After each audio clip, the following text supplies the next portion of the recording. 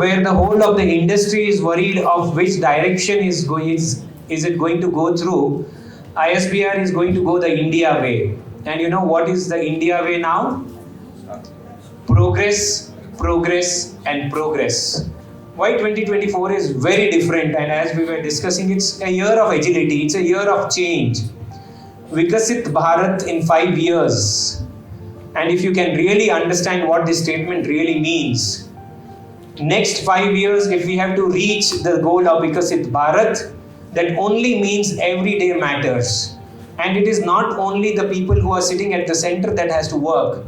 It is each one of you, each one of us, including me, my team, you, your family members, each one have to put in their best foot forward. And only then we will see a real Vikasit Bharat. For a minute, if you look at the globe, you will find 60% of the globe, there is somewhere or the other a different type of war moment that is going on. You look at Iran, you look at Pakistan, you look at Russia, you look at Ukraine, you look at so many of them. And you'll find somewhere or the other, the only thing that they are talking about today is problems and how to combat problems. But very few countries are talking about progress. And in these very few countries that are talking about progress, one such main country that is leading the show is India. Is our Bharat, is our India. And we are a part of this India at this great moment. I look upon to this India as a great India of opportunity. We are proud to be here at the Ram Rajya state of mind, which is nothing but a state of happiness, which is nothing but a state of success. And we are proud to be here. Our character and our personalities are formed with the people whom we interact. And today we are going to interact with stalwarts, intellectuals, and wise people who are experts from different industries in HR sector.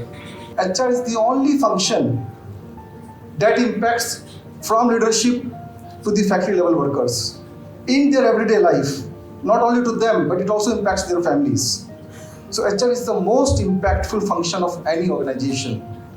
And we have the stalwarts of HR today with us. I'm sure it will impact all of us today also. We are privileged to have a talented group of panelists sharing their thoughts and experiences on this concept. For this theme of Agile HR, Navigating the Future of Work, the panelists are... I want to know from your experience in your companies, in your industry, how much of the agility is there, how much agile is in practice, and what are your future plans in your companies or your initiatives in your venture of being agile? There's a slight difference between a project planning and agile. Project planning typically will help you identify your subtasks or tasks and subtasks and put a date against it. But agile will help you drive that very quickly, and it will also help you find out your resource velocity. So, Amit, what about the new venture and the initiative and your previous experience with the concept of agile?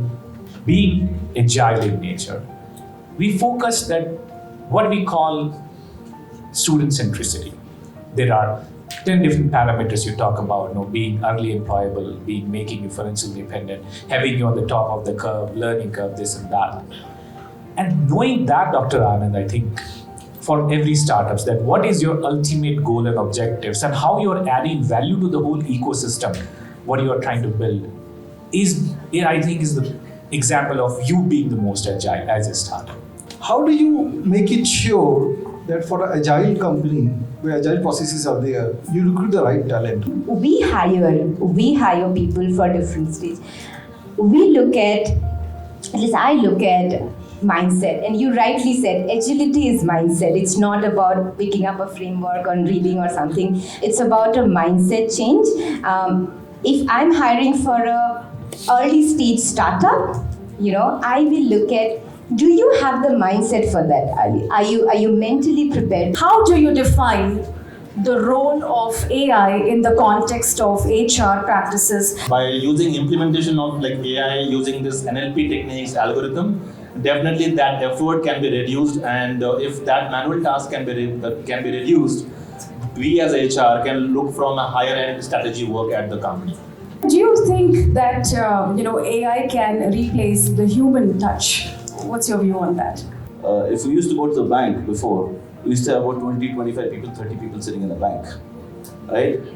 But then now, if you go to the bank, you hardly find about 5, 10 people sitting in the bank. So most of it is automated. One good thing in logistics is wherever anything is getting automated, the jobs get added to logistics. Startups don't compromise on their culture. And this is one of the biggest challenge you might face when you orient the leadership team. As a startup, what we were thinking initially when the idea was in the incubation period, we were thought of bringing a manufacturer, production. We were thinking on that, only production management, investment, and some CXOs and all. We never thought of a HR. So initially, first 2 months, what we thought the HR role will be only the payroll. We never thought the HR can do so many things.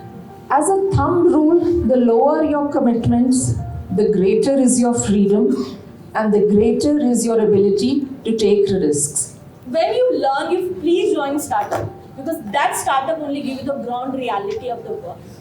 Okay, MNC, yes, of course. If we will get good package, good designation, good experience, everything. But the scratch knowledge definitely you will get from the startup.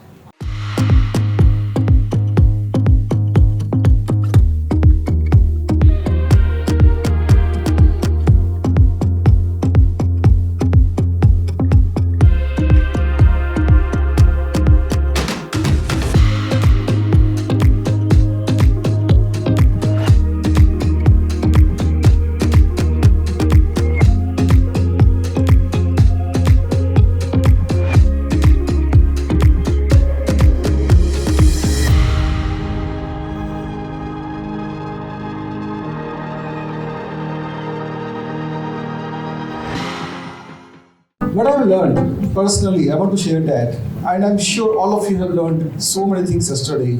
We're looking forward very positively today to learn from all of you.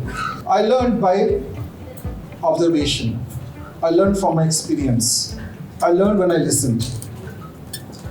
And it reminded me of a concept. I think it's Mark Twain who said that you cannot learn when you speak. Learning happens when you listen. And that is very important for us. And many of us are lifelong students. I consider myself as a lifelong student. Today's program is packed with thought-provoking panel discussions, informative talks, and engaging performances that are sure to inspire and educate us. We have an eminent lineup of panelists and speakers. Today, I think the biggest difference that HR is bringing onto the table is it's considered as an equal voice, equal part of the leadership team, which determines decision making, makes sure that business is enabled, and at the same time, enterprise leaders are able to think. The biggest difference between working for a large company and a relatively smaller unknown company, especially B2B space, is how do you convince people to join you? Business is that economy, money, annual report, financial balance sheet. Human beings are definitely very different from each other. So every day that I talk to a candidate, I get a new experience. I get a new, probably, perspective to think about. Generative AI, you just prompt certain keywords or certain sentences, results just pops out. Something as if the computer can think what you're thinking, or what is it that the desired output that you want. That is generative AI. In a sports, the number 1 and number 2 is milliseconds. Why the other person is not able to make it? It's not a skill, it's an attitude.